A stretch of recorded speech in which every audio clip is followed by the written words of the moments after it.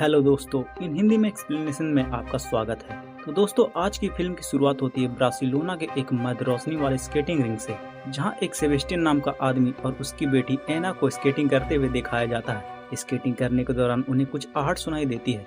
वह दोनों skating ring से निकलकर बाहर जा रहे होते हैं, पर तभी सेबेस्टियन और एना पर अंधे घुसपैठियों के एक समूह द्वारा हमला किया जाता है, जो कई दिनों से भूखे होते हैं। वह अंधों का ग्रुप सेबेस्टियन का खाना छीनने की कोशिश करते हैं, जिसे देखकर सेबेस्टियन उस पर हमला करने की सोचता है, मगर उसकी बेटी एना सेबेस्टियन को ऐसा नहीं करने को कहती। अंधे हमलावर को जाने के बाद सेबेस्टियन और एना काले चश्मे पहनकर बाहर सूरज की रोशनी में निकलते हैं, जहां हम देखते हैं कि चारों तरफ तबाही का मंजर दिखाया जाता है, मानो यहाँ कोई युद्ध हुआ हो। दरअसल दोस्तों, पूरी दुनिया एक रहस्यमयी शक्ति के वश में होती है, जो लोगों की नेगेटिव भावनाओं को जगाकर उन्हें आत्महत्या करने पर मजबूर करती है, और वो शक्ति सिर्फ नंगी आंखों वाले लोगों पर असर करती है, या कहो कि किसी ने उनसे नजर मिलाया तो मौत निश्चित है। और इसी वजह से सेबेस्टियन और उसकी बेटी एना काले चश्मे को पहनकर बाहर निकले होते हैं। फिर उनका सामना जीवित बचे लोग के एक समूह से होता है, और सेबेस्टियन उनमें शामिल होने की इच्छा व्यक्त करता है, मगर बचे हुए लोग सेबेस्टियन को अपने ग्रुप में रखने के लिए सोच रहे होते हैं। तभी सेबेस्टियन बोलता है कि वह एक इंजीनियर है और वह जानता है कि उन्हें जनरेटर कहाँ मिल सकता है, जिससे प्रकाश और हीटिंग का इंतजाम हो सके। वो बचे हुए ग्रुप सेबेस्टियन को अपने ग्रुप में शामिल करने के लिए तैयार हो जाते हैं। फिर सेबेस्टियन एना को निर्देश देता है कि वह केवल तभी उसके पास आए जब उसे बुलाया जाए। सेबेस्टियन उस ग्रुप के साथ रस्सियों के सहारे एक बस टर्मिनल के अंदर जाता है, जहां वह समूह के बाकी सदस्य से मिलता है। उस ग्रुप में कई तरह के व्यवसाय के लोग होते हैं। उन्हीं लोगों में से एक लिलियाना नाम की औरत, जो एक डॉक्टर होती है, वह सेबेस्टियन को चोट पर टाके मारती है। फिर अंधेरा होने पर लिलियाना सेबेस्टियन को खाने वाली जगह पर ले जाती है, जहाँ वह एक अंधे आदमी को देखता है।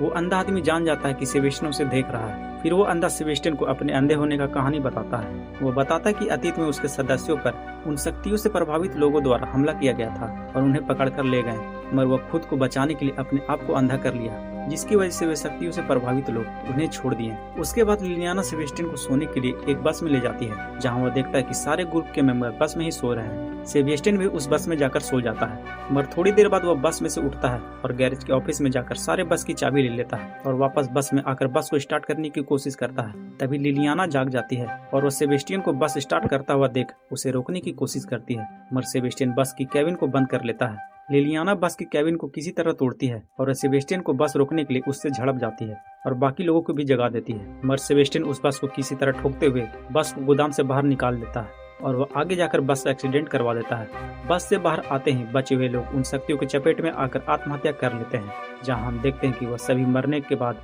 उनकी आत्मा एक रोशनी के रूप में आसमान में उड़ जाती है, जिसे देखकर सेबेस्टियन काफी खुश होता है। तभी सेबेस्टियन की बेटी अपने डैड के पास आती है और साथ में वह भी मरे हुए लोगों की रोशनी का नजारा लेती है। वहाँ पता चलता है कि सेबेस्टियन उन इनविजिबल एंटिटी के प्रभाव से ग्रसित है, मगर वह आत्महत्या नहीं करता, बल्कि वह शक्तियाँ सेबेस्टियन को लोगों को मारने के लिए प्रेरित कर रही होती है। और उसकी बेटी एना, जो पहले से ही मर चुकी है, और वह उसके भ्रम में जिंदा रहती है। फिर हमें आज से 9 महीने पहले का सीन दिखाया जाता है, जहाँ सेबेस्टियन एक खुली जगह पर होता है, जहाँ वह अपने विंडमिल प्लांट को देख रहा होता है। तभी उसे एक फोन आता है। तभी उसे पता चलता है कि उसके पावर प्लांट के एक विंडमिल में बहुत सारे वर्कर ने कूदकर आत्महत्या कर लिया है। सेबेस्टियन फौरन अपने ऑफिस में जाता है, जहाँ वह न्यूज पर देखता है कि पूरे शहर में किसी अदृश्य एंटिटी द्वारा लोगों पर काबू कर उन्हें आत्महत्या करने पर मजबूर कर रहा होता है, और इसकी वजह से पूरे शहर में अफरा तफरी मच जाती है और आत्महत्या करने का सिलसिला सेबेस्टियन के ऑफिस में भी शुरू हो जाता है, जिसे देखकर सेबेस्टियन तुरंत अपने ऑफिस से निकलता है और कार में बैठने की कोशिश करता है, मगर उसके कार पर एक आदमी कूदकर आत्महत्या कर लेता है, जिसे देखकर सेबेस्टियन घबरा जाता है। वह वहां से भागकर एक ट्रेन प्लेटफॉर्म पर जाता है, जहां हजारों की तादाद में भीड़ होती है। तभी वहां इनविजिबल एंटिटी का आगमन होता है और वह लोगों के आंखों के थ्रू उन्हें कंट्रोल कर लेता है और आत्महत्या करने पर मजबूर करने लगता है। लोग उसके कंट्रोल में आकर ट्रेन की पटरी पर कूदने लगते हैं।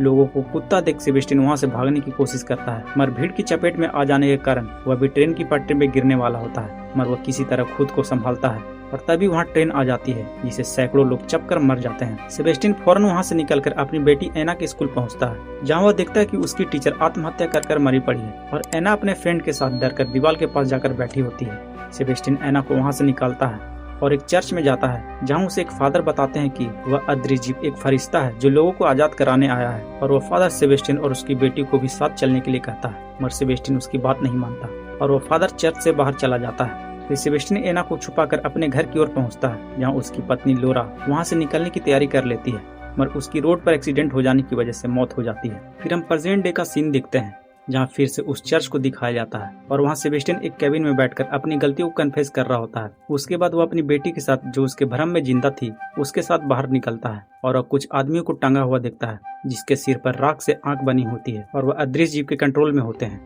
उनमें का एक आदमी बोलता है कि वह अदृश्य एंटिटी सितारों से लंबे सफर करके यहाँ आए हैं और वह फरिश्ते हैं, और यह शब्द कहकर वह आदमी अपना प्राण त्याग देता है। फिर सेबेस्टियन एक ऊंची बिल्डिंग में जाकर बाइनोकुलर से एक फार्मेसी की तरफ देखता है, जहाँ एक औरत उस फार्मेसी में जाती है। उस औरत जिसका नाम क्लेरा होता है, उसे देखकर सेबेस्टियन उसके पास जाता है, पर तभी उस पर एक कुत्ता अटैक कर देता है जो क्लेरा के ग्रुप का कुत्ता होता है। और वहाँ दो लोग, राफा और ऑक्टोवियो, भी आते हैं और अपने कुत्ते को संभालते हैं। क्लेरा फार्मेसी से निकलकर उन दोनों लोगों से मिलती है जो उसके ग्रुप के ही मेंबर होते हैं और वह सब वहाँ से जाने लगते हैं। मगर सेबेस्टियन उन लोगों को अपने साथ चलने के लिए कहता है, मगर वह सब राजी नहीं होते हैं। मगर तभी सेबेस्टियन फिर से झूठ बोलता है कि वह एक इंजीनियर है और वह जानता है कि जनरेटर कहाँ है, मगर इसके लिए तुम्हें मुझे साथ ले जाना होगा। उसकी बात सुनकर सभी लोग उसे ले जाने के लिए मान जाते हैं, मगर तभी वह अदृश्य एंटिटी वहाँ पहुँच जाता है, जिसे महसूस करके वह सभी फौरन वहाँ से निकल जाते हैं और एक टावर के पास पहुँचते हैं और विसल मारकर उस टावर का गेट खुलवाते हैं। दरअसल वह टावर एक बॉम्ब शेल्टर होता है जो युद्ध से बचने के लिए बनाया गया होता है। फिर देखते हैं कि सेबेस्टियन के अंदर जाने के बाद वह ग्रुप के अदर मेंबर से मिलता है,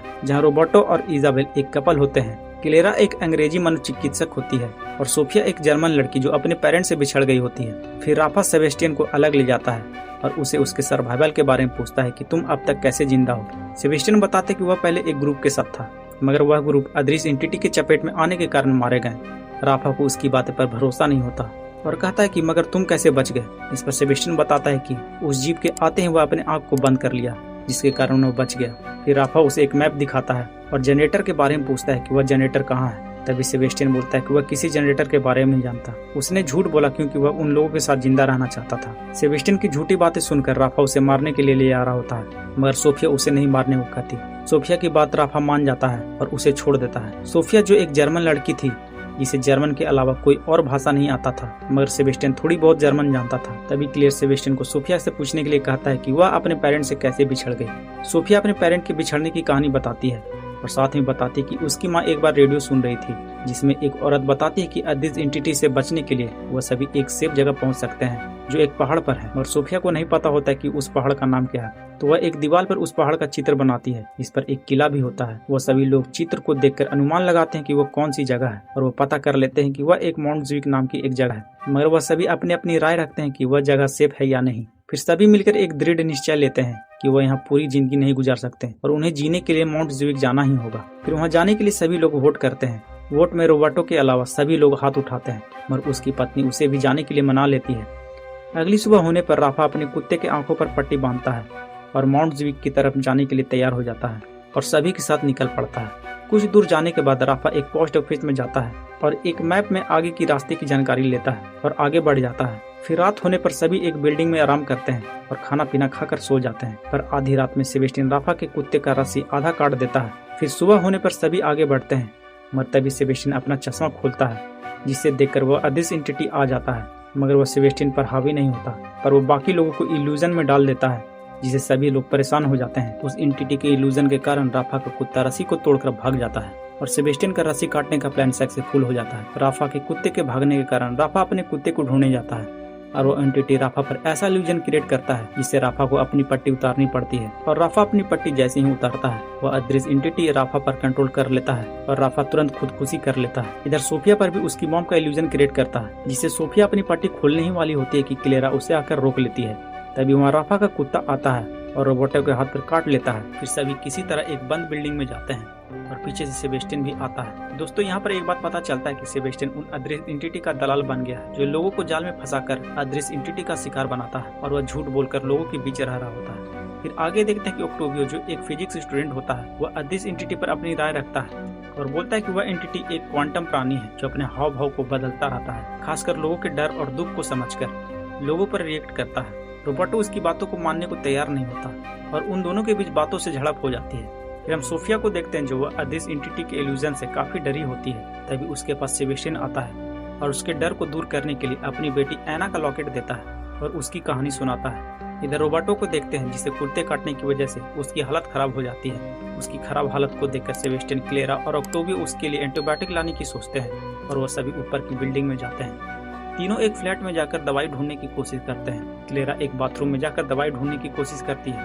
इधर ऑक्टेवियो फ्लैट की सारी खिड़कियों में पर्दे डालने में लगा होता है। फिर हम सेबेस्टियन को देखते हैं जो एक रूम में जाता है जहाँ वह 2 लाश को देखता है और वह उस अदृश्य जीव के कंट्रोल में आकर ऑक्टेवियो को बुलाता है और उसे झूठ बोलकर उसकी पट्टी खुलवा देता है। ऑक्टेवियो जैसे ही अपनी पट्टी खोलता है वह अदृश्य एंटिटी के कंट्रोल में आकर एक चाकू से अपने पेट में वार कर आत्महत्या कर लेता है।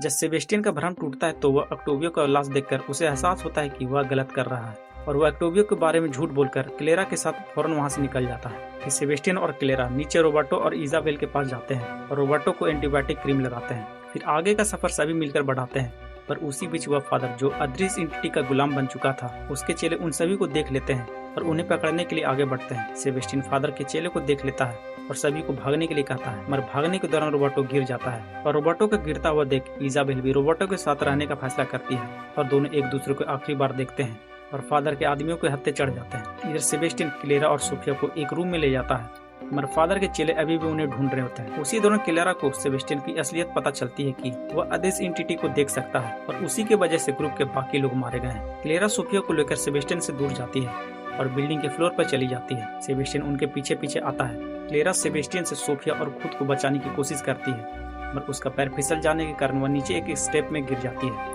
और बेहोश हो जाती है। फिर सेबेस्टियन सोफिया के पास जाता है और सेबेस्टियन को अपनी बेटी ऐना का भ्रम दिखाई देता है, जहाँ वह कहती है कि वह सोफिया की पट्टी खोलकर उसे आजाद कर दे। सेबेस्टियन सोफिया की पट्टी खोलने वाला होता है, मगर वह ऐना की लॉकेट सोफिया के गले में देखता है। इसे देखकर वह सोफिया की पट्टी नहीं खोलता और उसे गले लगा लेता है। फिर वो क्लेरा को होश में लाता है और उसे भरोसा दिलाता है कि वह उसकी मदद करना चाहता है। तभी वहाँ फादर का एक चेला पहुंच जाती है, जिसे देखकर सेबेस्टियन क्लेरा और सोफिया को लेकर सीढ़ियों से नीचे उतरने की कोशिश करता है, मगर उस चेले से सेबेस्टियन की झड़प हो जाती है और इस झड़प में सेबेस्टियन फादर के चेले को बिल्डिंग से धक्का दे देता है। फिर तीनों नीचे उतर के एक कार में बैठते हैं और माउंट ज्विक के लिए निकल पड़ते हैं। माउंट ज्विक जाने के दौरान सेबेस्टियन को ऐना का इल्यूजन दिखता है, मगर वो उसे भी तोड़ता हुआ आगे बढ़ जाता है और ट्रोल टावर के पास पहुंच जाता है, जहां से माउंट ज्विक तक पहुंचा जा सकता है। पीछे से फादर और उसके चेले भी पहुंच जाते हैं। सेबेस्टियन उन सबको आता देख क्लेरा और सोफिया को टावर के ऊपर जाने को कहता है और खुद उन सभी से भिड़ जाता है। इधर क्लेरा टावर के ऊपर पहुंचकर ट्रोल को चालू करने की कोशिश करती है, मगर ट्रोल चालू नहीं होता। तभी वो एक घंटा देखती है और उसे बजाती है। उस घंटे की आवाज से अदृश्य एंटिटी क्लेरा की तरफ बढ़ने लगता है, मगर क्लेरा और सोफिया फिर से अपना पट्टी लगा लेते हैं और ट्रोल के आने का इंतजार करते हैं। इधर सेबेस्टियन फादर को रोकता है और एक रॉड से उसे मार देता है, मगर फादर सेबेस्टियन को भी अपने चपेट में ले लेते हैं, जिससे सेबेस्टियन भी मारा जाता है। फिर हम क्लेरा को देखते हैं जो अपने कान के आंखों से देखकर ट्रोल को आते महसूस करती है और उसमें चली जाती है और माउंट ज्विक पहुंच जाती है। वहां पहुंचने के बाद क्लेरा और सोफिया को सेना शिविर द्वारा उतारा जाता है और उन्हें किले के अंदर ले जाया जाता है, जहां सोफिया फिर से अपनी मां से मिलती है। क्लेरा को सेना द्वारा एक लैब में ले जाया जाता है, जहां उसका ब्लड सैंपल के तौर पर लिया जाता है ताकि उससे एंटीबॉडीज बनाया जा सके।